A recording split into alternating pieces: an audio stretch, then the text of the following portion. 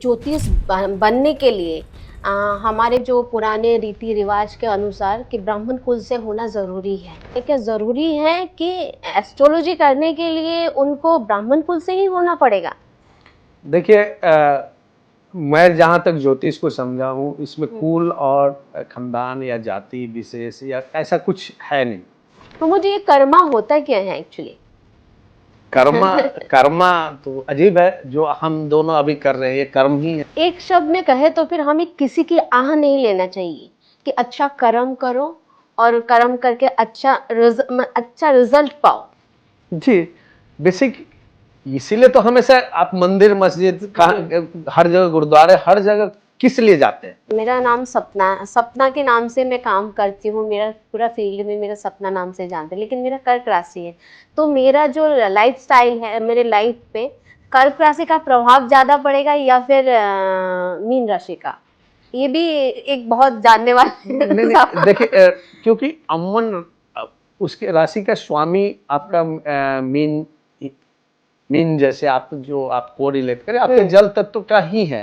और इस तरह के लोग ही एक्टिंग में रहते हैं क्योंकि वो सौम्य होते हैं, उनमें इमोशंस होते हैं, तो उनका सूर्य से जब कनेक्शन होता है तो एक्टिंग और इस तरह की चीजों में नाम करते हैं। प्रेम को मजबूत करने के लिए, इश्क को मजबूत करने के लिए कौन सा ऐसा ग्रह है जिसको हम खुश रखें? जो 2000 के बाद के बॉर्न बच्चे हैं वो उनको प्रेम संबंध को लेकर है कि हमारा लव मैरिज होगा कि नहीं। हाँ, मैंने उसे करना लव मैरिज है, लेकिन उसकी कुंडली में योग नहीं होते। नहीं, आजकल सबको धन की बहुत जरूरत है। धन मतलब धन प्राप्ति के लिए, उसके लिए कौन सा ऐसा ग्रह है जिनको हम थोड़ा मजबूत करें? शुक्र जहां भी आपकी कुंडली में बैठा हुआ उससे 11वें भाव में 32 या 32 से ज्यादा नंबर होगा तो आप करोड़पति बने। सब कह रहे हैं कि मतलब ये मंगल का साल है, ये इस साल में 2025 में ये घटनाएं होने वाली है। जल तत्व जो है, जल से लोग मरेंगे।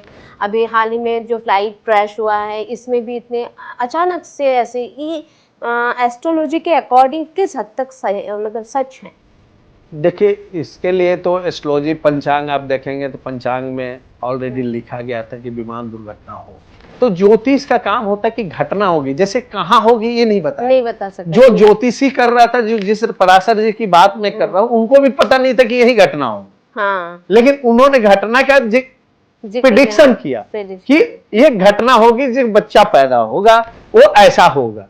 अब कहाँ हुआ उनको वहीं बैठे उनको वही पता नहीं है, लेकिन वही ऑफर मिलता है। तो ये लाइफ का चीज को समझना पड़ेगा कि आप ब्लेम नहीं कर सकते हो। इस जैसे कुछ होता है तो बोलता है कि यार ज्योतिष तो बताया नहीं, अरे क्या क्या बताया। नमस्कार दोस्तों, मैं सपना आप सबका स्वागत करती हूँ हमारी पॉडकास्ट चैनल भारतीय संवाद पॉडकास्ट में। जैसे कि आप लोग जानते हैं, हम यहाँ कुछ ऐसे लोगों से आप लोगों की रूबरू कराते हैं जो ना केवल मन के बल्कि दिल के सच्चे होते हैं। और ऐसे ही एक व्यक्ति आज हमारे साथ मौजूद है जिनका नाम है ज्योतिषाचार्य प्रमोद कुमार सुमन जी। नमस्कार सुमन जी। नमस्कार। आपका बहुत बहुत स्वागत है हमारे पॉडकास्ट चैनल में। जी, सबको, सभी दर्शकों को मेरा नमस्कार है। जैसे कि आपका लगभग 20 साल से आप एस्ट्रोलॉजी से जुड़े हुए हैं, आपका एक्सपीरियंस कैसा रहा? देखिए, ज्योतिष एक ऐसा विषय है जो अपने आप में, इसको लेकर बहुत से समाज में हर व्यक्ति का अपना अपना एंगल है देखने का, लेकिन हम तो यही बोलेंगे कि ज्योतिष एक विषय जो है ये एक विषय है। और ये एक तरह से हम लोग इसको जब पढ़ाई कर रहे थे तब आप देख रही होंगे मेरा वेशभूषा, मैं उस तरह से ट्रेडिशनली बैठता भी नहीं कभी। और क्योंकि जैसे एक इंजीनियरिंग की पढ़ाई करता है, इंजीनियर बन जाता है, डॉक्टर की पढ़ाई करता है, उस तरह से ज्योतिषाचार्य की भी पढ़ाई होती है, उसके आचार्य की डिग्री होती है। मैंने रिसर्च भी किया है तो मुझे इसका ज्ञान हुआ। और इसके लिए किसी वेशभूषा के लिए जरूरत नहीं होती है। आप में ज्ञान है तो आप कभी भी किसी भी वक्त किसी के बारे में आप बता सकते हैं। और एक होता है कि इसके कुछ परंपरा है, क्योंकि ट्रेडिशनल विद्या रही और खासकर एक वर्ग विशेष से जुड़ी हुई थी, क्योंकि इसको एक ब्राह्मण जाति ही इसको कर सकता है। तो उसको लेकर एक इसके पीछे सबने अपना एक ऑरा क्रिएट किया कि नहीं, आप जब इस तरह से करोगे तभी कर पाओगे। लेकिन शुक्र गुजार हूँ मैं भारतीय विद्या भवन का, जहाँ से मैंने इस ज्योतिष आचार्य की डिग्री ली। तो इसमें बहुत सारी भ्रांतियाँ थी, और कि क्या इसके लिए संस्कृत आना जरूरी है, ज्योतिष सीखना मतलब एक ट्रेडिशनली आप जानते हैं तो संस्कृत भी पढ़ना जरूरी है। हाँ, संस्कृत तो आना चाहिए, क्योंकि जो ज्योतिष का उद्भव जो हुआ है, ऋग मतलब आप वेदों का वेदांग हम बोलते हैं ज्योतिष का, ज्योतिष को छठा अंग बोलते हैं। ज्योतिष जो है, आप इसको आंख की संज्ञा दी गई है, जिससे चक्षु बोलते हैं, जिससे आप भविष्य को देखते हैं, वर्तमान को देखते हैं, पास्ट को देखते हैं, सबको देखते हैं, और देख करके फिर आप ऑब्जर्व करते हैं। तो ये वेद का छठा अंग है ज्योतिष, और ज्योतिष को उसी तरीके से ज्योतिषाचार्यों ने अभी तक उपयोग किया है। इस ज्योतिष को लाने वाले जिसको पितामह बोलते हैं, हम ऋषि पराशर को बोला जाता है। ऋषि पराशर के जो कुछ मैं ज्योतिष पे बहुत ज़्यादा जो इंटरेस्ट रखते हैं, जिनकी जिज्ञासा है कि ज्योतिष कैसे ट्रेडिशनली जुड़ा हुआ है, कैसे इसकी हिस्ट्री क्या है, कैसे ज्योतिष में क्या क्या, क्यों ज्योतिष इतना प्रमुख हुआ, और कैसे भारत देश का, या हम भारतवर्ष जो देश है, हम कैसे इस देश का नाम भारतवर्ष पड़ा। तो इसके एक लंबी हिस्ट्री है। और जब आप जाते हैं महाभारत काल के पहले से जब जाते हैं, तो वहाँ पे ऋषि पराशर हुआ करते थे। ऋषि पराशर को इसको पराशर जो हम लोग ज्योतिष करते हैं, वो पराशरीय उनकी आधार पे ही ज़्यादातर ज्योतिष का पार्ट आज भी भविष्यवाणी के लिए यूज किया जाता है।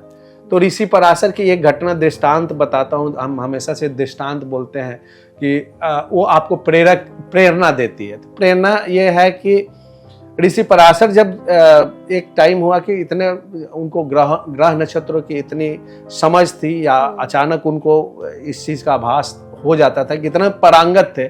जो आदमी पारंगत होता है तो उसको ऐसे ही, जैसे आप देखे होंगे बहुत सारे लोग आपके सर देखकर, आपके हाथ देखकर, ऐसे बहुत सारी चीजें होते हैं, बिना आपका एक औरा देखकर भी बहुत कुछ बता सकते हैं। तो वही चीज था। तो ऋषि पराशर जब यात्रा कर रहे थे, तो जिस नाव में यात्रा कर रहे थे, तो उस नाव में अचानक उनको आभास हुआ कि इस वक्त जो बच्चा जो जन्म लेगा, उस ये भारतवर्ष का निर्माता होगा।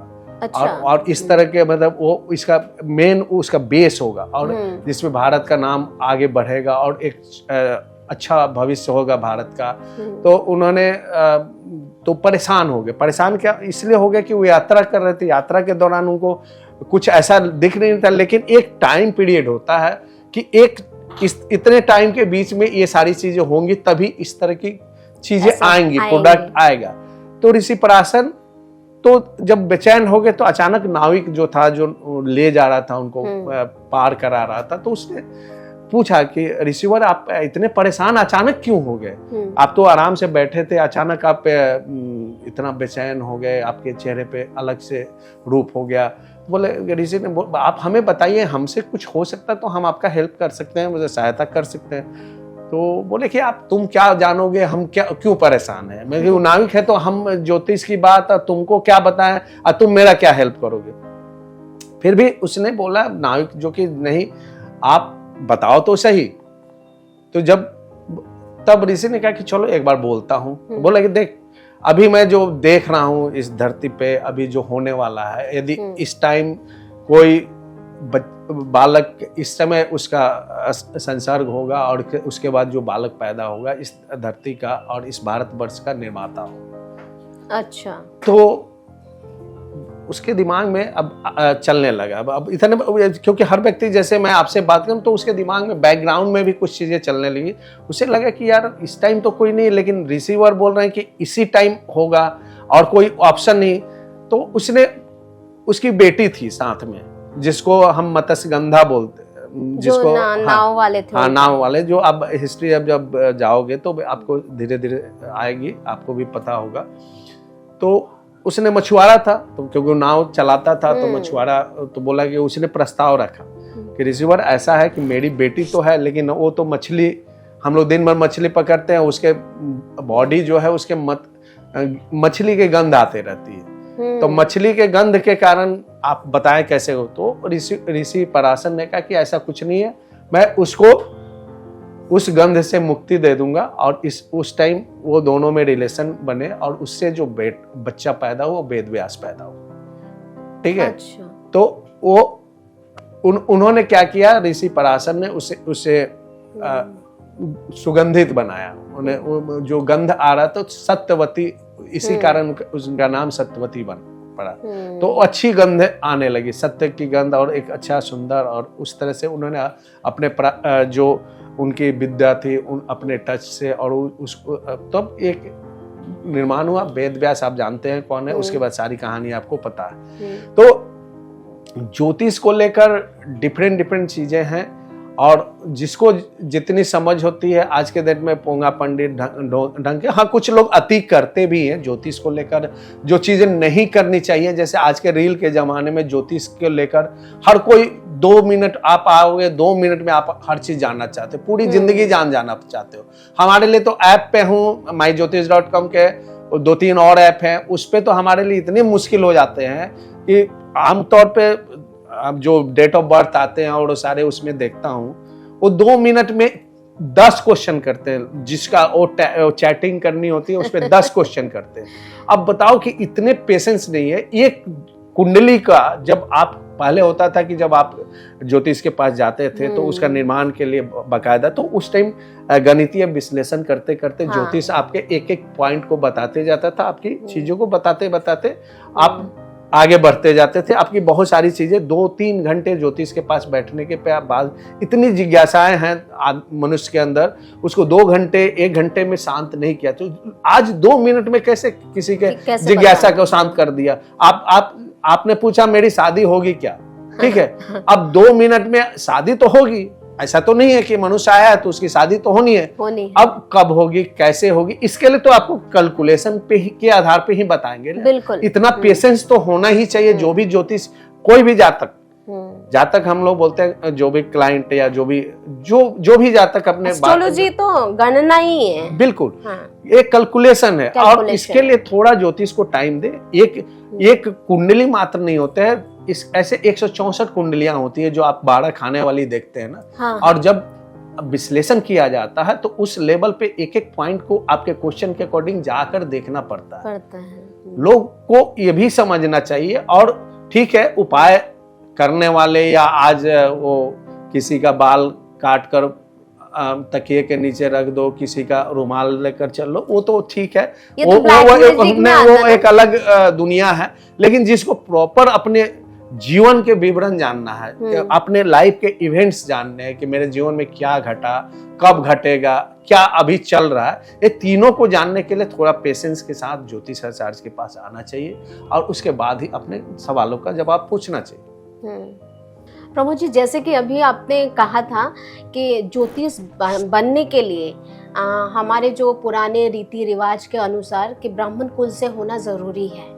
ये भारतवर्ष का नियम है, क्योंकि हम भी छोटे थे तो हमने देखा है कि गणना जो करते हैं, किसी के घर में बच्चा पैदा होता है तो उसका नामकरण करने के लिए भले ही 10 किलोमीटर दूर में जाके गणक को ढूंढते हैं, जो गणना करने वाले लोगों को ढूंढते हैं। वो किस हद तक सही है, क्योंकि आजकल जो एजुकेशन लेवल है ये इतना आगे बढ़ चुका है, क्या ज़रूरी है कि एस्ट्रोलॉजी करने के लिए उनको ब्राह्मण कुल से ही होना पड़ेगा? देखिए, मैं जहाँ तक ज्योतिष को समझा हूँ, इसमें कुल और खानदान या जाति विशेष या ऐसा कुछ है नहीं। आप जब ज्योतिष पढ़ते हैं, जब पढ़ने लगेंगे तब आपको पता चलेगा कि ये कौन कौन लोग करते हैं, ठीक है। और जहाँ तक है कि अब आप जो कुल की बात की जाती है और ज्योतिष का आप एलोबरेट करते हो, जो राशियाँ होती है उनके भी वर्ण है। तो यहाँ 4 वर्ण है, वर्ण के अनुसार ही आप, जैसे आप पैदा लिए, आप किस राशि में पैदा लिए, इससे आपके वर्ण डिसाइड होते हैं। तो मेरा मानना है कि वो दलित हो, SC हो, ST हो, अपर कास्ट हो, लोअर कास्ट हो, ये सब कोई मैटर नहीं करता है।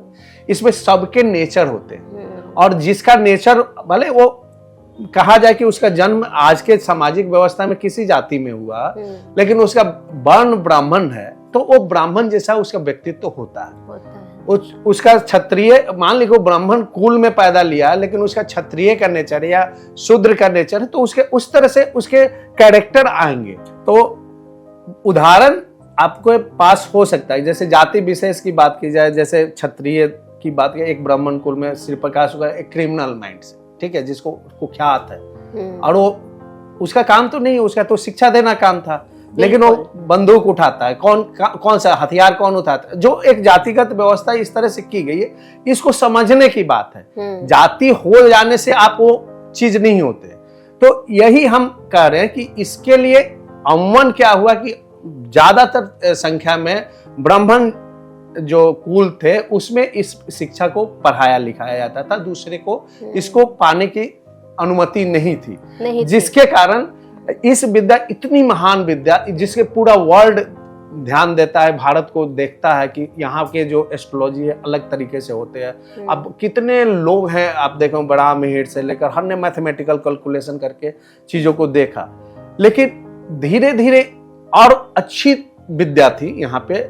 आपने देखा होगा कि जब ज्योतिष ने बोल दिया कि भाई आपका योग नहीं है, आपका राजयोग, मतलब राज मतलब आप भोग नहीं सकते हो, राजयोग तो है लेकिन भोग नहीं सकते हो, आप बोल दिया कि नहीं अभी, मैंने एक बहुत सारे दृष्टांत है कि कृष्णदेव राजा कृष्णदेव राय थे और उनके ये में बहुत सारे ज्योतिष थे, उन्होंने कुछ सजा दी, तो उस टाइम भी ये सब बातें आती थी और लोग उसके प्रमाण पढ़े होंगे। यदि आप हिस्ट्री में जाते हो तो आपको सब जगह मिलेंगे। तो ये इससे मैं यही कहूंगा कि एक पॉकेट संस्था बनाने के कारण इस विद्या का ह्रास हुआ, और जिस पैमाने पे इसको आना चाहिए था, जितनी सारगर्भित तरीके से आनी चाहिए थी, वो नहीं आ पाई। क्योंकि बहुत सारे, और इस बीच बहुत सारे हमारे देश की हिस्ट्री भी ऐसी आई कि बहुत सारे लुटेरे आए, हमारे ग्रंथों को बहुत सारे जो हमारी चीजें थी ले गए। तो इसमें इस विद्या पे कहीं ना कहीं आ चाहिए, लेकिन धीरे धीरे अब इस विद्या को लेकर सब में उत्सुकता जगी है, और सब जाति धर्म इवन धर्म, आप केवल हिंदू धर्म की बात नहीं कर सकते, मुस्लिम धर्म के लोग भी इस शिक्षा को ले रहे हैं और वो भी एस्ट्रोलॉजी कर रहे हैं। तो इस हमारे आपको बताएं कि जब मैं पढ़ाई खुद कर रहा था तो मेरे जो एक टीचर थे अंसारी जी थे, ठीक है। अच्छा। तो आप ऐसा नहीं कह सकते हैं कि उनको ज्योतिष में इंटरेस्ट नहीं था। ये बेसिक क्या है ना कि अब हमने समझा कि जो ये विद्या पाता है ना, इसमें उसके कुंडली की भी व्यवस्था ऐसी रहती है, जब हम देखना शुरू के तब समझ में आता है। अदरवाइज या कर्मा जिसको बोलते हैं कि आप बहुत लोगों को ऐसे लोगों को जन्म लेते हुए देखे होंगे कि उसके खानदान में उस तरह के काम नहीं करते, कोई भी गाना गाने वाला नहीं है लेकिन गाने में इतना प्रवीण होता है, डांस करने वाला नहीं है, डांस में इतना प्रवीण होता है। बहुत सारे बैकग्राउंड आप देखोगे, किसी आप देखोगे कि उसके कहते हैं कि डॉक्टर का बेटा डॉक्टर बने, इंजीनियर का बेटा इंजीनियर, ऐसा क्यों? ऐसा नहीं, एक कर्मा था, और कर्मा के कारण उसके इंटरेस्ट इतने अच्छे हुए। मैंने ठीक है, आज ओपन माहौल है तो उसमें लोग को समान शिक्षा पाने का अधिकार है, लेकिन वो एक्सटेंसिवली उसके जो गुण आते हैं ना, उसको लगेगा कितना सिद्धस्त आदमी है, कितने अच्छे इसकी जानकारी है इस चीजों को, तो वो कर्मा है। आप कर्मा की बात इसलिए करते हैं हम यहाँ पे कि महावीर बुद्ध की बात की जाती है। आप कैसे, मैंने जन्म अंतर की जो बात हम करते हैं कि आप आते हो, एक जो हम आज जी रहे हैं यहाँ पे, आज का हम क्या कर्म कर रहे हैं, हम लोग बैठ करके आज का हिसाब किताब का, आज का कर्म है ही नहीं। आप 1% भी यहाँ आज के कर्मा में आपका कुछ भी नहीं होता। तो मुझे ये कर्मा होता क्या है एक्चुअली? कर्मा तो अजीब है, जो हम दोनों अभी कर रहे हैं ये कर्म ही है। कर्म मींस जो आपके द्वारा कार्य किए जा रहे हैं। अब इसमें क्या होता है कि अब कार्य की प्रकृति क्या है, अच्छी प्रकृति है, बुरी प्रकृति है, इसी का आपका हिसाब किताब होता है। कहते हैं कि हम अच्छा बैलेंस, मैंने अकाउंटिंग सिस्टम हम जो बात करते हैं कि आपके अकाउंट में बैलेंस है, तो किस तरह के बैलेंस है, अच्छे हैं बुरे हैं, ये अकाउंटिंग सिस्टम है। कि आप एक अकाउंट सिस्टम जो बोलते हैं कि बच्चा जब जन्म लेता है तो हाथ बांध कर आता है और मुट्ठी पसार कर जाता है, ये खोल कर जाता है। जब आप जाते हैं इस दुनिया में तो आपने जो लाया है उसको हम किसी को नहीं दिखाएंगे, और जब जाते हैं तो सब चीज खर्च करके जाते हैं, इसलिए हाथ पसार कर जाते हैं। तो ये कर्मा है और उसी को भोगता है। और इसका आपको बता रहे हैं कि जब कर्म की बात की जाती है, किस तरह से इस चीज को आप जब अपने आप में आत्मविश्लेषण करते हैं तो आपको इस चीज का आभास भी होगा कि आप अपने इर्द गिर्द की चीजों को देखेंगे, माइन्यूटली देखेंगे, तो आपको समझ में आएगा कि इसके अच्छे कर्म है या बुरे कर्म है। बहुत सारे लोग हैं जो अच्छे कर्म किए हैं और उसके अनुसार उनके जीवन, जैसे आप आज के वर्तमान के समय में आप देखे होंगे, एक आदमी बहुत शराब पीता है जी, और एक आदमी शराब पीता ही नहीं, ठीक है, और शराब पीने से लीवर खराब होता है, ये साइंटिफिक तरीके हैं। लेकिन आप देखोगे कि जो शराब पी रहा है उसका लीवर का कोई प्रॉब्लम नहीं है, लेकिन जो नहीं पी रहा था उसका हमेशा बीमार रहता है। ये कर्मा की, ये अब आपको समझ में आया कि ये अकाउंटिंग सिस्टम आपने पास्ट में यही सब ले आया। अच्छा, क्योंकि आप पिछले जन्म में आपने ये कर्म खूब किए हैं, तो वो अभी भोग रहे हो ना। मतलब सच है कर्मा जो है, कहते हैं ना लोग, एक कहावत है कि कर्मा जरूर दिखाएगा, कर्मा मतलब सच में गणना के अकॉर्डिंग भी कर्मा दिखाता है। बिल्कुल बिल्कुल। अब थोड़ा सा अध्यात्म में जाते हैं हम लोग। आपने रामकृष्ण परमहंस का नाम सुना होगा? बिल्कुल, हाँ सुना है। वो काली के परम भक्त थे और काली जी को साक्षात बुलाते थे, माता कहते, माँ कहते, तो साक्षात बुलाते थे और उनको खाना खिलाते थे। तो रोंगटे खड़े हो गए क्योंकि उनका नाम लेते ही, तो मैं बता रहा हूँ कि कर्मा किस तरह से चीजें काउंटेबल होती है और कैसे आपको समझ आनी चाहिए। तो लोग साक्षात देखते थे और काली को खाना खिला रहे हैं, माता को खाना खिला रहे हैं, तो उनको गले का कैंसर हो गया। तो जब गले का कैंसर हो गया रामकृष्ण परमहंस को, तो पूरा यहाँ से वो पस गिरते रहते थे। तो जो उनके भक्त थे बोलते थे कि आप ऐसे गिरते अच्छा नहीं लगता, आपको देखकर बहुत बुरा लगता है। तो बोले कि देखो बुरा तो लगता है, मुझे भी पता है, बुरा हमें भी लगता है, मुझे भी कष्ट होता है। तो बोले कि तो अब माँ को आप क्यों नहीं बोलते कि ये आपका ठीक कर दे? तो बोले कि देखो ये कर्मा है, ये मेरे ये इसको भोग लेने दो, ये मैं लेकर आया हूँ, इसको भोग लेने दो और चले जाओ। मैं माँ को बोलूंगा ठीक कर देंगे, लेकिन इसके लिए मुझे फिर से आना पड़ेगा। तो जो जन्म मोक्ष की जिसको बात हम करते हैं, जो इस जन्म जन्मांतर की मुक्ति की जो बात की जाती है, इसलिए की जाती है कि आत्मा परमात्मा की जो बात की जाती है कि हमारी ये जो डेली एक्टिविटीज है या आपके जो कर्म है, उसके कारण आपको बार बार इस धरती पे जन्म लेना पड़ता है। अच्छा, और यही कर्म है। और इसीलिए आपको कहा जाता है कि आप दिखाव में मत कीजिए कि आप कितना पूजा पाठ करते हैं, आपके कर्म कैसे हैं, आपने कितने लोगों को हेल्प किया, कितने, माने जिससे आपका मन भी नहीं दुखे और दूसरे का भी नहीं दुखे, आपको भी प्रसन्नता मिले और आपके कर्म से दूसरों को भी प्रसन्नता मिले। एक नॉर्मल लाइफ पे ये माना जाता है कि कर्म इस तरह के अच्छे माने गए हैं, और जिससे किसी आपके कर्म करने से किसी का दुख होता है बहुत ज्यादा उसको पीड़ित करते हैं, बहुत ज्यादा उसको कल्पित करते हैं। मीन्स कि आप पीड़ित करना तो ठीक है, मैंने आप उसको एकदम उसका अंदर तक झकझोर देते हैं, तो वो चीज आपको आज नहीं कल भुगतना पड़ता। एक शब्द में कहे तो फिर हमें किसी की आह नहीं लेना चाहिए कि अच्छा कर्म करो और कर्म करके अच्छा रिजल्ट पाओ। जी, बेसिक इसीलिए तो हमेशा आप मंदिर मस्जिद हर जगह गुरुद्वारे हर जगह किस लिए जाते हैं? इसी के लिए जाते हैं ना कि भगवान हम जो भी अनजाने में हमसे गलती हुई या हम जाने में भूल हुई, जिसकी ज्ञान हमें नहीं, आप प्रेयर किस लिए करते हो कि आपको पता है कि मैंने अपने जीवन में जो चीज कर रहा हूं हो सकता है कि उसमें त्रुटि रह गई हो, उसको आप माफ करना। आप प्रेयर इसलिए करते हो कि भगवान हमको ये ईश्वर जो भी इस आपके इष्ट देव हैं उससे यही आप प्रार्थना करते हो, प्रेयर करते हो, और उस प्रेयर से यही आप क्षमा मांगते हो, जिस तरह से भी है कि आप अपने को आत्मशुद्धि के प्रयास करते हो कि आपने जो भी गलत सलत किया होगा, क्योंकि बोलते हैं कि हम अज्ञानी हैं, हमको इसका ज्ञान नहीं था। तो हम ज्ञानी हैं या अज्ञानी हैं, जो भी है उसका रेक्टिफिकेशन आपके पास ही है, तो आप उसको अपने आज के टाइम में तो ये बहुत कम लोगों के साथ ही होता है, ज्यादा ज्ञानी लोग ही ज्ञानी लोगों के साथ ही ऐसा होता है कि वो कर्मा को देखता ही नहीं है।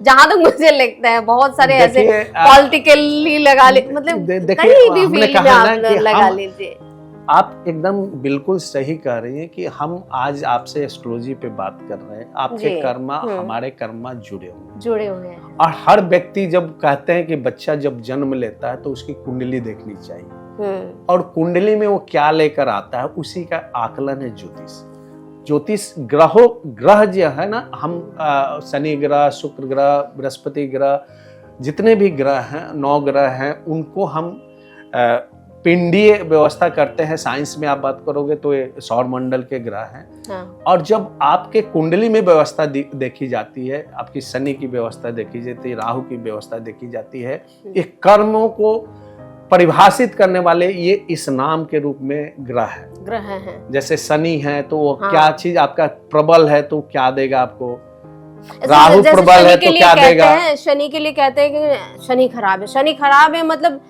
हम बेसिकली लोग ना डर जाते हैं कि भाई मेरा तो शनि खराब है, क्या ही होगा, क्या करें। शनि क्या खराब ही हो। नहीं, शनि को समझने के लिए ज्योतिष को समझना है। और क्योंकि अमूमन कुछ ग्रह उसके नेचर होते हैं जिसको खराब, क्योंकि आपका खराब होने का मतलब क्या, आप अच्छा मान कर चल रहे हो ना कि मेरी जिंदगी में अच्छा चीज हो, लेकिन आप तो लेकर कुछ और आए हो, तो अच्छा कहां से होगा। तो वही शनि उसको दंड देता है। शनि न्याय का देवता है। तो आपने जो कर्मा किया था उसको आपको फलित करने के लिए आज शनि आते हैं, उसी रूप में आते हैं। इसलिए आपको पता होना चाहिए कि हर ग्रह का एक भचक्र होता है, और जिसको हम लोग ट्रांजिट बोलते हैं, गोचर बोलते हैं। एक चंद्रमा जो होता है वो 2.5 दिन में एक राशि परिवर्तन करते हैं। नहीं, एक राशि में घूम जाता है। अच्छा, एक ही रास्ते में घूम। ठीक है। अच्छा। और 30 डिग्री का होता है। मैंने अब डिग्री और इस सब पे अब दर्शकों को ये सब नहीं बताने, लेकिन समझ में नहीं तो वो घूमते हुए तो एक राशि में चंद्रमा 2.5 दिन में पार करता है। अच्छा। ठीक है। और सूर्य उसको 1 साल में पार करता है, सूर्य 1 महीने में करता है। और वही शनि एक राशि में 2.5 साल रहता है। हाँ, जो तो आप समझो कि एक व्यक्ति जो 2.5 साल शनि आएगा, आपके दुखों का अंबार यदि आता है जीवन में, आपने कर्मा उस तरह से, तो इसकी लंबेटी कितनी होगी? 2.5 साल। तो आपको फीलिंग्स कितने लंबे टाइम तक चलेंगे? 2.5 साल। मैंने कि आपके इसमें हमेशा अच्छे नहीं होंगे, खराब ही नहीं होंगे, लेकिन आपको पनिशमेंट का जो पीरियड होगा वो लंबा होता है। ये जो 2.5 साल के लिए आते हैं शनि, जैसे ढैया बोलते हैं, तो उसमें क्या शनि जरूरी थोड़ी है कि शनि उसमें खराबी हो? अगर मेरा कर्मा अच्छा है तो शनि मेरे लिए अच्छा लेके आ सकता है। बिल्कुल। वो कर्मा कैसा है आपका, वो कुंडली में व्यवस्था देखी जाती है। लेकिन आजकल मैक्सिमम एस्ट्रोलॉजर जो मतलब ऑनलाइन देखने को रील्स वगैरह में यही आता है कि ढैया चल रहा है, डर, मतलब ये तो कुंभ राशि पे ये हो रहा है, ये नहीं, वो ठीक है। कंफ्यूजन, डर जो देखिए, जब कभी भी राशियां हैं वो ठीक है, लेकिन अरबों की जनसंख्या है धरती पे, सबके देश विदेश सबकी कुंडली बनती है, विदेश के लोग भी दिखाते हैं। इसका मतलब सब पे एक जैसा नहीं होता। वो ग्रहों की व्यवस्था से एक व्यक्ति का जीवन में घटनाएं घटती है, और एक सेम एक जो कुंडली की क्या व्यवस्था है, जैसे आप राशि हमारी आपकी एक हो सकती है, लेकिन आपके जीवन में कुछ चीजें चल रही होंगी, मेरे जीवन में कुछ चल रही होंगी, लेकिन ये टोटलिटी में देखा जाएगा। जो प्रिडिक्शन आता है टोटलिटी में देखे जाते हैं कि एक आदमी अब आपकी राशि आ गई और उसके बाद आप ढूंढने लगते हो। अब जैसे सुबह सुबह आपने राशि चक्र देखा, अब आपने देखा कि आज मेरे जीवन में पैसे आएंगे, ठीक है।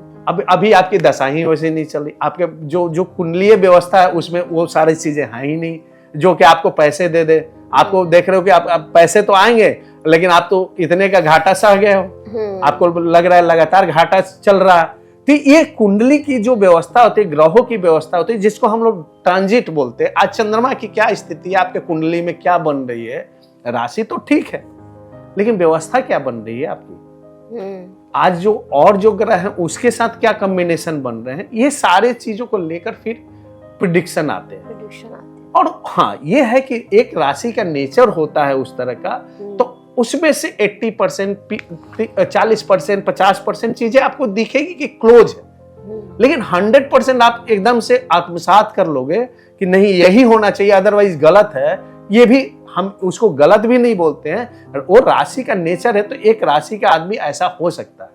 आप इस राशि में पैदा लिए, लेकिन उसमें एक राशि का आदमी, उसकी भी बात बता ना, चरण होते हैं। चरण अब 13 degree 20 minute, 13 degree 20 minute, 6 degree 40 minute, ये मिलकर एक राशि का 30 डिग्री बनता है। और इसमें पाद चरण हम लोग बोलते हैं ना कि ये इस नक्षत्र के इस चरण में ये पैदा लिया बच्चा। अब वृश्चिक राशि आज की, जैसे राशि आज वृश्चिक राशि, आज ज्येष्ठा नक्षत्र है, ज्येष्ठा नक्षत्र में जो बच्चा पैदा लिया वो मूल में आ जाएगा, लेकिन कल भी आएगा तो ज्येष्ठा नक्षत्र नहीं होगा, चंद्रमा वहां पहुंचेगा तो वहां अनुराधा नक्षत्र में पहुंच जाएगा, वो मूल से निकल, मतलब ये जो मूल में जो बच्चे पैदा होते हैं, कहते हैं कि ये मतलब फैमिली के लिए, इसके लिए अच्छा नहीं होता, ये कहाँ तक सच है? देखिए, होता कि फैमिली के लिए अच्छा हो, कहते हैं नहीं कहते हैं आप उसे नहीं, आपकी बातों को मैं यहाँ पे वही रेक्टिफाई कर रहा हूँ कि जो कहते हैं कि मूल 6 राशियां जो होती है ना, 6 नक्षत्र जो है, उसमें जाकर मूल गडांत हम लोग बोलते हैं, गडांत में बच्चा पैदा हुआ। तो गडांत क्या होता है कि एक नक्षत्र दूसरे नक्षत्र, जैसे सांध बेला आपने देखा कि सांध मैंने एक सुबह के टाइम और शाम के टाइम, मैंने एक अंधेरे से उजाले की तरफ, एक उजाले से अंधेरे की तरफ। तो जैसे गडांत मैंने संध्या बेला, संधि काल, जब संधियां होती है तो दोनों के पार्ट होते, एक जन्म ले रहा होता है, एक खत्म हो रहा होता है। आप साइंटिफिक चीजें को समझिए या लॉजिकली इसको समझिए कि एक खत्म हो रहा होता है और एक का उदय हो रहा था। तो एक में स्पार्क है, एक मर रहा है। अच्छा प्रमोद जी, जैसे कि 12 राशियों में से मतलब मेरा कर्क राशि है, मैं ऐसा क्या करूं जिससे मेरा मतलब बहुत अच्छा हो, पब्लिसिटी हो, कुछ ऐसा 12 राशियों के लिए एक थोड़ा सा आप पॉइंट दे दीजिए कि मतलब ये करने से, मीन राशि को ये करने से उनका डेवलपमेंट ज्यादा होगा, कुछ ऐसे। देखिए, राशियां जो हैं मेष से शुरू होता है, मेष है वृषभ, मेष मंगल की राशि है। मंगल अच्छा, जिसकी भी राशि है उनको अपने गुस्से पे जो है कंट्रोल करना चाहिए। अच्छा। उसमें ताकत तो है, बहुत सारी चीज है, लेकिन उनको गुस्सा अमूमन ज्यादा आता है क्योंकि उनमें एनर्जी ज्यादा होती है। अच्छा। तो एनर्जी बहुत जगह एनर्जी वो बिना मतलब का भी लगाते हैं, तो उस पर जरा कंट्रोल करेंगे तो अच्छा रहेगा उनके लिए। वृषभ राशि है, वृषभ स्थिर राशि है, वृषभ शुक्र की राशि है। वृषभ के देवता जो नक्षत्र स्वामी हैं शुक्र हैं वृषभ, तो उनको शुक्र वाले को अच्छा सज धज कर हमेशा से अट्रैक्टिव पर्सनालिटी बना कर रखनी चाहिए, जिससे जहां भी जाएंगे उनका काम होगा। अच्छा। मिथुन राशि है, तो मिथुन राशि का काम है कि वो भी उसी तरह की राशि है, डबल उनके दिमाग बहुत हमेशा 2 प्लान करके लोग चलते हैं। अच्छा। लेकिन हाँ, 2 प्लान करके चलेंगे तो अच्छा है, लेकिन उसमें कभी कभी गलत भी हो जाता है कि वो हमेशा 2 प्लान के चक्कर में अनिर्णय की स्थिति में आ जाते हैं। तो उनको ये ध्यान रखना चाहिए कि हम जो प्लान कर रहे हैं तो करें, लेकिन अनिर्णय की स्थिति में न आया कि जबकि उनका कोई भी डिसीजन मेकिंग में बहुत सारी ट्रेन छूट न जाए। ऐसे ही कर्क राशि, आप कर्क जल तत्व राशि होती है। ऐसे लोग थोड़े सौम्य होते हैं, बड़े नाजुक होते हैं, छोटी छोटी बातों पर उनको बीमार पड़ जाते हैं। तो ऐसे लोगों को थोड़ा चंचल भी होते हैं, तो थोड़ा सा अपने इमोशन पे कंट्रोल रखना चाहिए। इमोशनल होने के कारण वो मामले में जल्दी अपने को ठगे हुए महसूस करते हैं। तो अपने इमोशन को ध्यान रखें। इस तरह से आप मीन राशि के लिए क्या कहना चाहेंगे? सेम है, ये सेम है कि जल तत्व। देखिए, सब राशियों का हमने अग्नि तत्व राशि होती है, जल तत्व राशि होती है, वायु तत्व राशि होती है और पृथ्वी तत्व होती है। 4 तत्व हैं। जो जल तत्व होता है सेम ही होता है, मतलब हाँ। जैसे कर्क हो, मीन हो, उनका सेम रहता है। देखिए, वृश्चिक राशि, कर्क राशि, वृश्चिक राशि और मीन राशि, ये जल तत्व राशियां हैं। 1, 5, 9 ये अग्नि तत्व राशियां।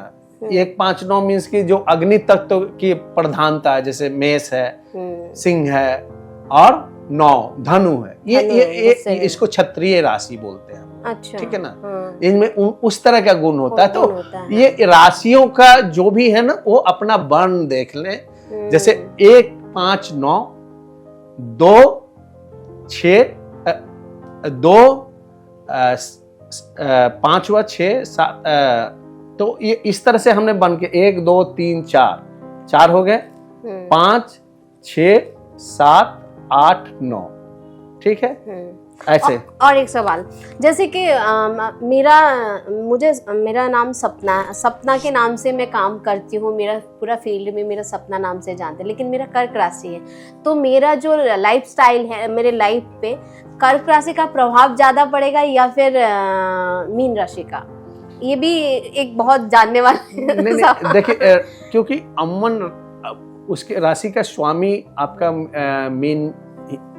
मीन जैसे आप जो आपको रिलेट करें आपके जल तत्व का ही है, और इस तरह के लोग ही एक्टिंग में रहते हैं क्योंकि वो सौम होते हैं, उनमें इमोशंस होते हैं, तो उनका सूर्य से जब कनेक्शन होता है तो एक्टिंग और इस तरह की चीजों में नाम करते हैं। उनका नाम नेम एंड फेम जब ज्यादा होता है तो ज्यादातर कलाकार उसमें बुध की, शुक्र की और सूर्य की कॉम्बिनेशन होती है, और उसके कारण इस तरह के लोग एक्टिंग में नाम कमाते हैं। बहुत सारे लोग आते हैं लेकिन बहुत सारी दशाएं उनको नहीं मिलती हैं। अब आपके योग तो हैं लेकिन दशा ऐसी आ गई है जिसमें आपको हमेशा से, आप एक्टिंग के क्षेत्र में तो हैं लेकिन आपको नेम एंड फेम नहीं मिल रहा क्योंकि आपकी गलत दशा आ गई। बहुत लोगों को सेम टाइम में जब स्टार जो होते हैं उनको सेम टाइम में वही दशा मिलती है और उनके नाम के साथ सारी चीजें वो एक्टिंग में एकदम उस तरह के नाम कमाते हैं, जैसे अमिताभ बच्चन है, शाहरुख खान है, इस तरह के लोग हैं, तो उन लोग को दशाएं मिली। अब प्लेयर्स हैं तो सचिन तेंदुलकर है, उसको सचिन तेंदुलकर को सबसे छोटे एज से उस तरह की दशा मिली कि भारत रत्न तक मिला, वह गॉड बोला जाता है। तो ये बहुत लोग लेकर आते हैं और उनको सबको नहीं मिलती है। आपके लाइफ में आपने देखा होगा कि कुछ लोग के जीवन में अचानक अमीर बने, अचानक गरीब हो गए, तो वो दशाओं का खेल है, बताइए वो रेखाओं का खेल है। मुकद्दर क्यों रेखाओं से मात खा रहे हो, तो वही वाली बात है। तो वो कहीं ना कहीं आपके फिलॉसफी में आ जाते हैं, कहीं ना कहीं गाने में आ जाते हैं। हर कोई जिसको जीवन को जो जैसे समझता है फिर वैसे बात करता है, जैसा रहता है। आपके जीवन अभी मैं आपकी दशा नहीं जानता हूँ, आपको नहीं पता, लेकिन आपका कॉन्फिडेंस लेवल इसलिए बना हुआ कि आपकी अच्छी दशा चल रही है। अच्छा। तो आप किसी को सुनोगे भी नहीं, यार छोड़ो यार, लेकिन जैसे ही आपके जीवन में प्रॉब्लम, परेशानियां और इस तरह की चीजें आती हैं तो फिर आप आते हो कि मेरे जीवन में ऐसा क्या कमी रह गई या क्या मेरा, जबकि उसी मेहनत के बल पे, उसी पैटर्न पे, वही सारी चीज करते हुए आप एक गगनचुंबी या उस तरह के सक्सेस को पाते हो। आप वही मेहनत करते हुए फिर अनसक्सेस होने लगता है, तब आपको समझ में आते हैं कि एस्ट्रोलॉजी क्या है और दशा क्या है और ग्रह क्या है और नक्षत्र क्या है। अच्छा प्रमोद जी, प्रेम, इश्क, मोहब्बत, इस चीज को मतलब प्रेम को मजबूत करने के लिए, इश्क को मजबूत करने के लिए कौन सा ऐसा ग्रह है जिसको हम खुश रखें, जिसके वजह से हमारा प्रेम संबंध अच्छा बने? क्योंकि आजकल तो आपको पता ही है हर एक प्रेम मतलब टूट ही रहे हैं, जुड़ नहीं रहे कुछ भी। मैं आजकल जो देख रहा हूँ, जो हमारे पास कुंडली आती है, जो रोज जो 2000 के बाद के बॉर्न बच्चे हैं वो उनको प्रेम संबंध को लेकर है कि हमारा लव मैरिज होगा कि नहीं।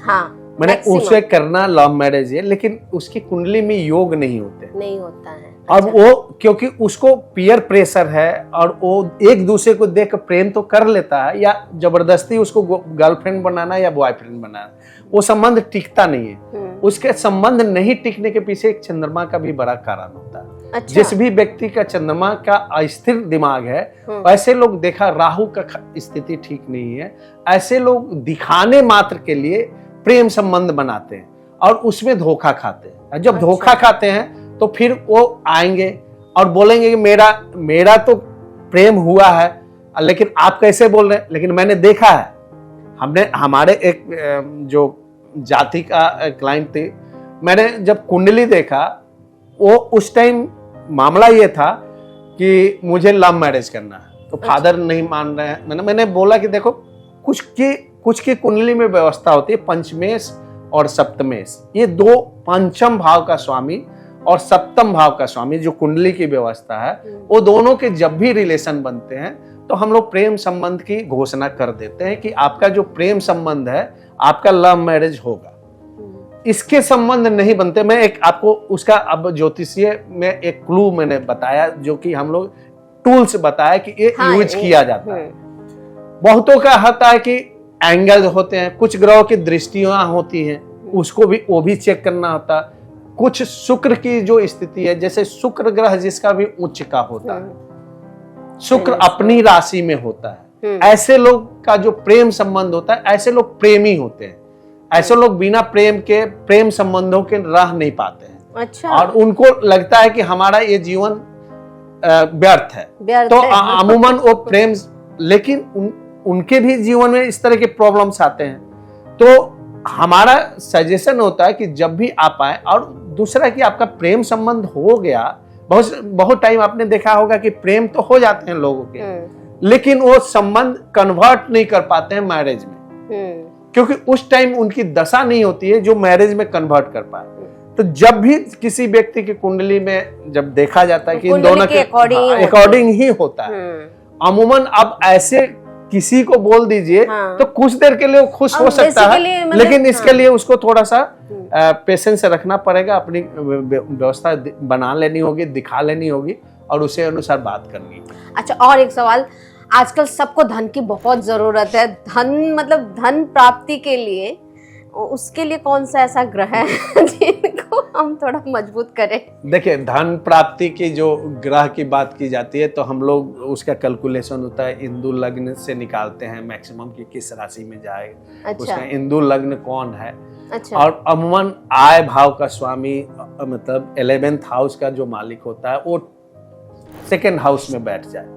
अमूमन माना जाता है कि ऐसे लोग जो धन कमाएंगे तो इकट्ठा भी होंगे, नहीं अब 11 भाव का स्वामी 12th हाउस में चला जाए तो जितना कमाएगा उड़ा देगा। अच्छा। और दूसरे भाव का स्वामी 12th में चला जाए तो जो उसके पेरेंटल प्रॉपर्टी उसको भी बर्बाद कर देगा, ऐसा माना जाता है और ऐसा होता भी है।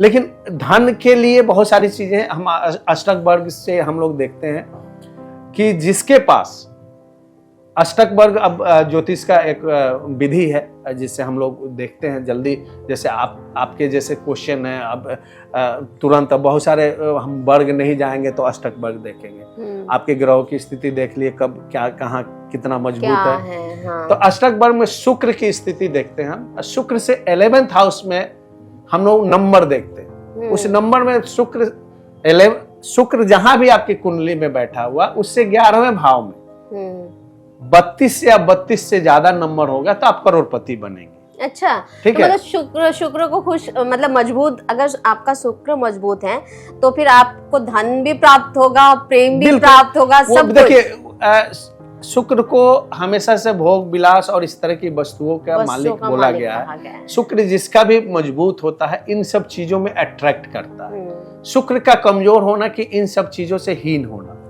सुख, धन, संपदा, वैभव और सबका प्रतीक है।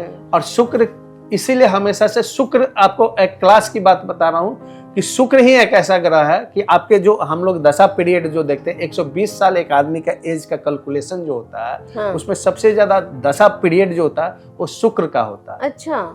जो व्यवस्था दी गई है उसमें भी शुक्र की महत्ता ज्यादा है। और शुक्र जब भी आपके आते हैं तो आपके लाइफ पे सबसे लंबे टाइम तक रहते हैं। यदि आपकी शुक्र की दशा आ गई और शुक्र अच्छा है तो आप इस जन्म में अपने बच्चे, आपके अच्छी बीवी मिलेंगे, अच्छे पति मिलेंगे, आप अच्छा बच्चा होगा, अच्छा धन दौलत होगा, अच्छी गाड़ी होगी, अच्छे सब चीज होंगे, मैंने सुखी संपन्न होंगे, बशर्ते कि आपकी व्यवस्था कुंडली में कैसी है शुक्र की। इसके साथ साथ कर्मा भी अच्छा होना, वही बात है। हाँ। आप अब इसकी बात, अब दूसरे कर्मा की बात करते हो तो एक टाइम में तो आप कह सकते हो कि रिक्शा वाला का भी बेटा पैदा होता और हाँ, राजा का भी बेटा पैदा हुआ, दोनों का टाइमिंग एक कहीं ना कहीं तो कर्मा उसके मिल ही मतलब एक टाइम पीरियड में, एक समय में सब जब पैदा लिए तो नेचुरली उसका भाग्य एक जैसा क्यों नहीं होता, बोलेंगे ना कि तो उसकी, इसके लिए हम लोग हमेशा से बात करते हैं कि देश काल परिस्थिति। अब परिस्थिति, देश काल परिस्थिति, ये 3 चीजों का योगदान होता है और ये सब कर्मा से ही डिसाइड होते हैं। एक अंबानी के घर में जो बेटा पैदा होगा, आपने देखा होगा कि हम लोग कभी कभी आध्यात्मिक चीजें जग जाती हैं। तो अंबानी के बेटा, अब अंबानी के घर में पैदा हुए तो अंबानी का बेटा जो है वो तो उसी तरह के सुख सुविधाएं ले रहा है, लेकिन कर्मा कहाँ है? देखिए, स्वास्थ्य के दृष्टि से उनके बेटे का स्थिति क्या है? अब मैं एक पर्सनालिटी के लिए दुनिया की सब सुख सुविधाएं जो खरीद सकती हैं वो मिल सकता है, लेकिन कर्मा कहीं ना कहीं कर्मा आपको बहुत सही कहा आपने। बिल्कुल, मतलब ये सब उदाहरण है जो आपके इर्द गिर्द हैं। आप जब देखोगे ना, अब आपको तो मैंने अध्यात्म जग जाता है। कभी कभी आपको समझाने के लिए इस लेवल पे बात करनी पड़ती है कि लोग समझ नहीं पाते हैं, और बहुत सारा लॉजिक तर्क का कोई और अंत नहीं है। आप देखे हुए भिखारी को, आप देखे होंगे 20 साल से उसको रोज देखते हैं वहीं पे, अब उसी तरह रेंगता है, उसी तरह रेंगते हुए आपसे भीख मांगता है। एक सोच भी होता है। नहीं, सोच क्या, वो पूरा वही लेकर आया, क्योंकि वो जो कर्मा की बात कर रहे हो, जो लेकर आया, क्यों आया, कि वही जन्म जन्मांतर की जो बात की जा रही है, कि वो इतने कर्म कुकर्म जिसने उस तरह से किए, जिसको इसीलिए कर्म कहते हैं कि आप अपना अच्छा कर्म करोगे तो आप अच्छी चीज को लेकर पैदा लोगे। मुझे अभी आपने कहा कि 32 का जो ये आपने अंक बोला है ना, ये इसका थोड़ा सा विस्तार से बता दीजिए।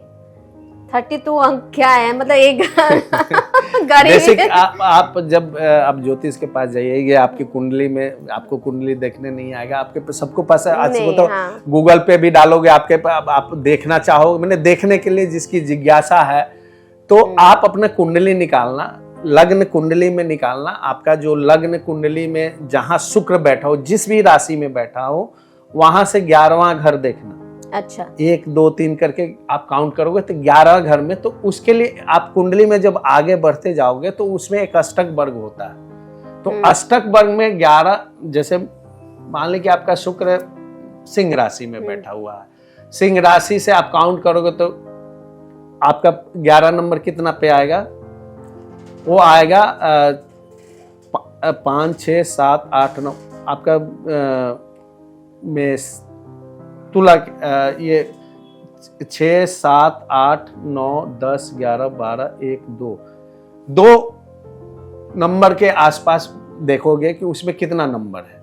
तो उससे क्या होता है, ऐसे लोग धनाढ़ होते हैं। और जितने भी बड़े लोगों के, हम लोग तो रोज देख रहे हैं कुंडली, मैंने देखा कि बहुत परेशान भी हैं, कहते हैं, आते हैं दिखाने, तो सबसे पहले यही चेक करते हैं। अमूमन आज धन का युग है, कोई धन के बारे में ही जानना चाहता। हमने देखा कि हमारी कुंडली में नहीं है भाई उतना, मैं करोड़पति नहीं बन सकता, तो अपने को मनाता हूं, मैं जान गया हूं, तो लगता है कि चलो जो आ रहा है ठीक है। लेकिन जिसके कुंडली में वो प्रॉमिस आया, वो 100% करोड़पति निकला है। हम अपने रिसर्च से बता सकते हैं। अच्छा, हमने कम से कम 1000 लोग की कुंडली में ये चीज लगाया है, और 1000 लोगों को मैंने देखा कि जो हमारे सर्किल उस तरह से हैं, जिनकी मैंने कुंडली देखी, जो उस तरह के लोग हैं जो खुद करोड़पति हैं, फिर भी देखा तो चेक किया कि रियल में ये करोड़पति है, तो इसकी कुंडली में योग है कि नहीं, तो वो योग मिले हैं। जो हम बात कर रहे थे गरीब और अमीर की जो कर्मा की बात कर रहे थे, तो आपने देखा होगा कि एपीजे अब्दुल कलाम एक मछुआरे के बेटे थे और भारत के राष्ट्रपति बने। हाँ। तो वो कर्मा थे, और कर्मा उस तरह के कर्मा थे कि सारे झंझावातों से, बैड एलिमेंट, और क्योंकि अब कहता कि गरीब का बच्चा है तो बैड एलिमेंट में पड़ जाएगा, उसके साथ संगत, तो जिसकी कुंडली में इस तरह की व्यवस्था होती है, तो वो सारी चीजों को छोड़ते हुए और निकलता है, उस लेवल पे पहुंचता है। तो हम लोग जैसे बात करते हैं कि आपका दिमाग खराब हो गया, मान लीजिए हम किसी के उस काव में आप जल्दी आ जाते हैं, मैंने कोई आदमी आपको सजेस्ट किया, तो चंद्रमा की स्थिति देखी जाए। अब चंद्रमा के इर्द गिर्द जो ग्रह है, जो पाप ग्रह बैठेंगे, जो मैंने नेगेटिव पाप ग्रह मतलब बोलते हैं उसका आने वाले, जो थोड़ा दबंग होंगे, तो वो हमेशा से उसको उसकाएगा, गलत चीज बताएगा। अब शुभ ग्रह जब बैठेंगे तो वो आदमी ठीक रहेगा, उसका दिमाग ठीक चलेगा। अमूमन ऐसा हम लोग देखते हैं कि इस तरह के लोग जो होते हैं, दिमाग उसका ठीक चलेगा, वो किसी के बहकावे में नहीं आएगा। लेकिन जो इस तरह के जो ग्रह है, जैसे राहु बैठ गया, केतु बैठ गया, मंगल बैठ गया, ऐसे लोग तुरंत उस काम में आते हैं और किसी के उसकी बातों को सच मानकर उस तरह के काम कर देते हैं और उसके बाद परेशान हो जाते हैं। तो इसलिए चंद्रमा की स्थिति देखकर हम लोग सजेस्ट करते हैं कि आप चंद्रमा को ऐसे ऐसे आप देखिए, बात करने से आपके लाइफ में हम जब बात कर रहे हैं, हो सकता है कि हम हजारों लोग की कुंडली देख रहे हैं, हमको याद नहीं है कि कब, लेकिन आपको याद रहता है कि हमको ये काम करना है, तो आप उसको रेक्टिफाई करते हैं, अपने जीवन में परिवर्तन करके उसको फिर आगे बढ़ते हैं। अच्छा प्रमोद जी, जैसे अभी मैक्सिमम हाल ही में सब कह रहे हैं कि मतलब ये मंगल का साल है, ये इस साल में 2025 में ये घटनाएं होने वाली है, जल तत्व जो है, जल से लोग मरेंगे। अभी हाल ही में जो फ्लाइट क्रैश हुआ है, इसमें भी इतने अचानक से ऐसे ये एस्ट्रोलॉजी के अकॉर्डिंग किस हद तक मतलब सच है? देखिए, इसके लिए तो एस्ट्रोलॉजी, पंचांग आप देखेंगे तो पंचांग में ऑलरेडी लिखा गया था कि विमान दुर्घटना हो। हाँ, अब आप जब उस ग्रंथ या उस जिससे देखा जाता है तो एज एस्ट्रोलॉजर आपको बता सकता हूँ, लेकिन ये नहीं डिक्लेयर नहीं होता है। अभी भी बेंगा एक बोलते हैं फॉरेन के, उन्होंने रूस में जो भूकंप की घटनाएं घटी है, उसकी बहुत पहले उन्होंने भविष्यवाणी की थी। तो कल मैं एक देख रहा था वीडियो, उसमें वो उसका जिक्र करते हुए, तो ज्योतिष का काम होता है कि घटना होगी, जैसे कहाँ होगी ये नहीं बता सकते। जो ज्योतिषी कर रहा था, जो जिस पराशर जी की बात मैं कर रहा हूँ, उनको भी पता नहीं था कि यही घटना होगी, लेकिन उन्होंने घटना का प्रेडिक्शन किया कि ये घटना होगी, जो बच्चा पैदा होगा वो ऐसा होगा। अब कहाँ हुआ, उनको वहीं बैठे, उनको वही पता नहीं है, लेकिन वही ऑफर मिलता है। तो ये लाइफ का चीज को समझना पड़ेगा कि आप ब्लेम नहीं कर सकते हो कि जैसे कुछ होता है तो बोलता है कि यार ज्योतिष तो बताया नहीं, अरे क्या क्या बताया। आप मीन मेक निकालने लगोगे हर जगह तो नहीं चलता है ना। आप कब आए थे पूछने की, आप बताया नहीं आपने, हम बता भी रहे हैं तो आप मानने के लिए तैयार कहाँ हो। पहली बात तो ये है। तो चीजों को आपको नहीं समझोगे, नहीं समझेंगे तो कैसे? तो जो घटना हुई, विमान दुर्घटना, देखिए मंगल उस समय केतु के साथ था। मंगल अब निकल गए हैं, अब मंगल राहु, अब मंगल का शनि से दृष्टि है, ठीक है। अब शनि के अब मंगल पहले सिंह राशि में थे, एक तो राशि सिंह, उसमें केतु, उसमें मंगल, अब आग ही आग, आप समझ रहे हो। सिंह राशि कौन है? मतलब गुस्सेल वाला, मतलब जो खुद तप रहा, जिसका ईगो और ये जो अपने को स्वयं में एक राज, वहां केतु, सूर्य के राशि में केतु, सूर्य केतु के साथ होता तो कहता है ग्रहण होता है, तो ग्रहण लगेगा ठीक है। फिर क्या होता है कि उसमें आ जाएगा मंगल जी, वो तो, और उसके बाद इधर राहु जी देख रहे हैं। अब समझिए, एक तो नींव उस पे से करेला। ये घटनाओं को इस तरह की चीजें होती है, जैसे अभी भी इस चीज से निकल नहीं पाए, लेकिन अब शनि का मामला आ गया। अब मंगल कन्या राशि में चले गए, तो कन्या में राशि में मंगल गए हैं, तो अब इसमें थोड़ी सी डिफरेंट तरीके से चीजों को देखना पड़ेगा। कुछ थोड़ा सा पहले से शांत शनि मंगल की दृष्टि है, इसमें भी उस्कावे की बात होती है, इसमें भी आगजनी की घटनाएं घटेगी, इसमें भी युद्ध की घटनाएं घटेगी, इसमें भी जो इंटरनल चीजें हैं जिसकी समझ लोगों को नहीं है, आमतौर पे जिसकी अचंभित करने वाली प्राकृतिक घटनाएं जो होती है, उसका रूप रंग किसी को पता नहीं होता। प्रकृति किस तरह से नेचर अपने को जस्टिफाई करती है, ये किसी को नहीं पता होता है। और ये आपको शनि जब भी दृष्टि होती है मंगल के साथ, तो ये सब इस तरह की चीजें हुई हैं। और शनि, अब कोरोना जब शनि जब से आए अपनी राशि में, ठीक है, तो आप देखिए उस समय से दुनिया पूरी उथल पुथल हो रही है। और लोग कोरोना गया तो उसके बाद भी हम लोग कहे कि नहीं भाई, अभी बकरे की अम्मा खैर नहीं मना सकती है, ठीक है, ये चलेगा। हमने उस टाइम में प्रेडिक्शन दे रहे थे, जिसको दे रहे थे, जो मेरे सामने था उसको दे रहे थे कि 25 तक भी आप स्थिर नहीं रह सकते, क्योंकि ये सेटलमेंट अभी तो उसके बाद भी अभी चलेगा ये 30 तक, क्योंकि रेक्टिफिकेशन है। आज का ट्रांजिट हम देखें, आज जो बच्चा अब पैदा लेगा, आज उसको ज्येष्ठा नक्षत्र में पैदा ले रहा, अब उसको अब मिलेगा, वो फेमस भी होगा, उसको मान सम्मान भी मिलेगा, क्योंकि शुक्र और जुपिटर आ गए हैं साथ में। ऐसे लोगों को मान सम्मान बहुत मिलते हैं। जब किसी कोई भी काम में होगा तो उसको वो भले मजदूरी करता हो, लेकिन उसको मान सम्मान का फीलिंग आएगा कि हम एक अपने जो कॉम है उससे अलग तरीके से मेरे साथ ट्रीटमेंट हो रहा है। ये सब कैरेक्टर हैं। ये ग्रह नक्षत्रों के कैरेक्टर ही आदमी के पर्सनालिटी ओवरऑल उसका प्रिडिक्शन दिया जाता है। इस तरह ग्रह के नेचर होते हैं और शनि जब जब आते हैं अपने राशि में तो सबसे ज्यादा मजबूत होते हैं, यानी कह सकते हैं कि न्याय करते हैं आकर, जो भी गलत को दंडित करते हैं और जो परिश्रमी और जिसका अच्छे कर्म है उसको लाभान्वित करते हैं। शनि का ये नेचर है। तो इसलिए शनि को लेकर बहुत ज्यादा भ्रांति में नहीं रहना है। लोग शनि को अपने अनुसार सम्मान दे और वो जरूर आपको अच्छा फल देंगे। थोड़ा सा पेशेंस रखना। हर जिस व्यक्ति की शनि की दशा अभी चल रही होगी उनको खुद, क्योंकि शनि अब अपनी राशि को छोड़कर बृहस्पति के राशि में चले गए हैं, तो थोड़ा पेशेंस रखें, धीरे धीरे चीजें आपकी सब अच्छी होंगी, अच्छी हो जाएगी। अच्छा प्रमोद जी, आपसे विदा लेने का मन तो नहीं है, पर हमारी जो वक्त है ना एक सीमित है, तो आज ना चाहते हुए भी विदा लेना पड़ेगा। और जाते जाते आप हमारे दर्शकों के लिए कुछ ऐसा मूल मंत्र दीजिए कि 2025 जो चल रहा है इतनी विघ्न के साथ, उसको थोड़ा सा कुछ अच्छा करने के लिए। देखिए 2025 क्या, जब आप आए हैं इस दुनिया में तो प्लस माइनस लाइफ की घटनाएं घटते रहती हैं। आपके जीवन में अच्छी चीजें भी होंगी और थोड़ी बहुत कष्टदायक भी होती है। मनुष्य के रूप में आप हैं तो अपना थोड़ा सा धैर्य बनाए रखें, चीजें अच्छी होंगी। और क्योंकि बहुत सारे दर्शक हैं, सबको एक फॉर्मूला लागू नहीं किया जा सकता है, इसलिए आपको यही बोलेंगे कि अपने कर्म को अच्छा रखें और अच्छी चीजें आएंगी, जरूर आएंगी, और ईश्वर आपको सुखी और संपन्न जरूर रखेगा। बिल्कुल सही कहा कि कर्म को हमें अपना कर्म अच्छा रखना चाहिए। देखिए आजकल जो कुंडली देखने के दौरान जो प्रश्न ज्यादा आते हैं उसमें बच्चों की पढ़ाई को लेकर बहुत लोग कंसर्न तो नहीं होते हैं, क्योंकि छोटे बच्चों को लेकर माँ बाप भी कंसर्न नहीं होते कि बच्चे का हमको कौन सा पढ़ना चाहिए, उसका पढ़ने में मन नहीं लग रहा है तो क्यों नहीं लग रहा है।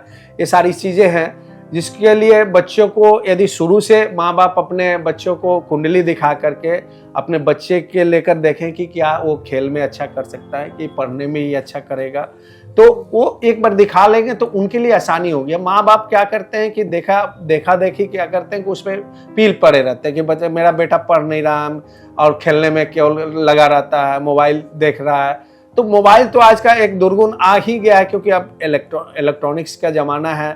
चाहते ना चाहते आपके जो पेरेंट्स ही खुद आदत डालते हैं, बाद में रोते हैं।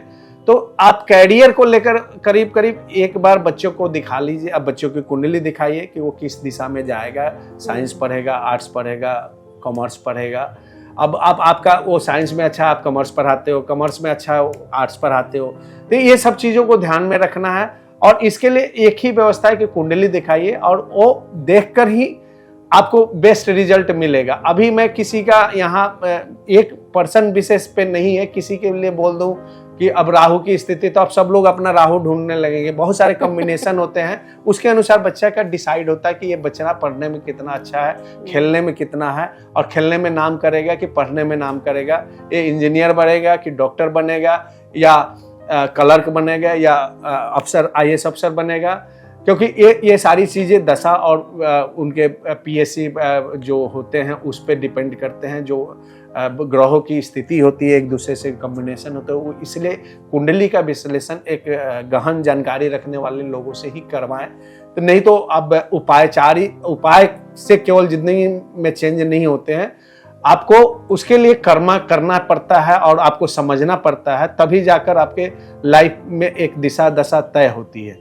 आप जब कोई चीज़ किसी चीज़ को पाने के लिए करते हैं तो आपको दुख भी उतना ही होता है, क्योंकि आपको एक सर्टेन टाइम पे चीज़ें काम करती हैं, उसके बाद वो चीज़ें खत्म हो जाती हैं। लेकिन कुंडली में जो चीज़ें है ना, वो लॉन्गेविटी में रहती है, वो लंबे टाइम तक चलती है। जो प्रिडिक्शन आ गया आपके जीवन में अच्छे धन आएंगे तो धन आएंगे ही, और वो टाइम अब शुरू हो रहा है तो अब शुरू होंगे। वो कुंडली की प्रॉपर व्यवस्था से ही आती है, प्रॉपर विश्लेषण से ही आती है। एक तो ये इस पे ध्यान दें। और दूसरा, अभी तलाक को लेकर और लव मैरिज को लेकर बहुत सारे क्वेश्चन हमारे पास आते रहते हैं और हम लोगों की समस्याओं का समाधान करते हैं। और काउंसलिंग, हम तो मानते हैं कि इसको एक तरह की काउंसलिंग भी मैं करता हूँ। और उपाय की जो बात है, तो जो होते हैं उपाय मैं बताता हूँ, लेकिन बहुत ज़्यादा मैं उपाय नहीं बताता हूँ। इस कारण लोगों को लगता होगा कि मैं अच्छा एस्ट्रोलॉजर नहीं हो सकता हूँ या कुछ इस तरह से। लेकिन लाइफ को समझने के लिए मैं हमेशा से कहता हूँ कि पहले अपने अंदर की चीज़ों को चेंज करना पड़ेगा आपको। तो तलाक को लेकर जो चीज़ें आ रही हैं कि लोगों को आप अरेंज मैरिज को आज का जनरेशन एक तरह से नेगलेक्ट कर चुका है और वो चाहता है कि हमारा लव मैरिज ही हो। लेकिन ध्यान रखें कि अरेंज मैरिज भी उस लेवल पे नहीं टूटे जितने लव मैरिज टूटते हैं, क्योंकि वो ज़बरदस्ती की आपके योग हैं और प्रॉमिस है, तो वो करेंगे तो उसकी लॉन्गेविटी होगी। और यदि नहीं है तो फिर जाकर आधे 6-6 महीने 3-3 महीने में लोग अपने जिसके लिए दुनिया लुटा देना चाहते हैं उसी की दुनिया ले लेते हैं। जान मारने की कोशिश भी लोग कर रहे हैं, आप लोग न्यूज में देख रहे होंगे। तो ये सारी चीज़ें आ रही हैं, तो इसको ध्यान रखना पड़ेगा आपको और इसको समझ कर ही आपको आगे बढ़ना पड़ेगा। किसी को देखने मात्र से या कोई प्यार कर रहा है, आप पे योग नहीं है, आप जबरदस्ती का कि हम लव मैरिज ही करेंगे, माँ बाप का जो भी डिसीजन होता है उसको आप गलत ठहरा करके आप सुखी नहीं रह सकते हैं। कहने के सेंस है कि जब आपके प्रॉमिस है, आप करिए, प्यार मोहब्बत आपके हैं, अच्छे हैं, आपके योग हैं, देख लीजिए, और होते हैं तो आप करिए, नो डाउट, उसमें कहीं रोक नहीं है। लेकिन जब आपके मदर फादर होते हैं, वो आपके उससे बड़ा हितैषी इस धरती पे कोई अभी तक कोई रिलेशन, मुझे नहीं लगता कि मदर फादर के अलावा कोई रिलेशन है जो कि अपने बच्चों के कल्याण के लिए, अपने बच्चों के अच्छे के लिए सोच सकता है। वो मदर फादर हो सकता है कि उनका थोड़ा सा जो इंटेलेक्ट पावर है, बुद्धि है, विवेक है, आप पढ़ लिख रहे हैं ज़्यादा तो कम हो सकता है, लेकिन अब उनकी भी बातों को ध्यान रखना है, क्योंकि बोला जाता है कि उनके कर्मा से भी आपके कर्म चलते हैं, इसलिए ध्यान रखना चाहिए। तो इसके साथ ही हम विदा लेते हैं आज आप लोगों से।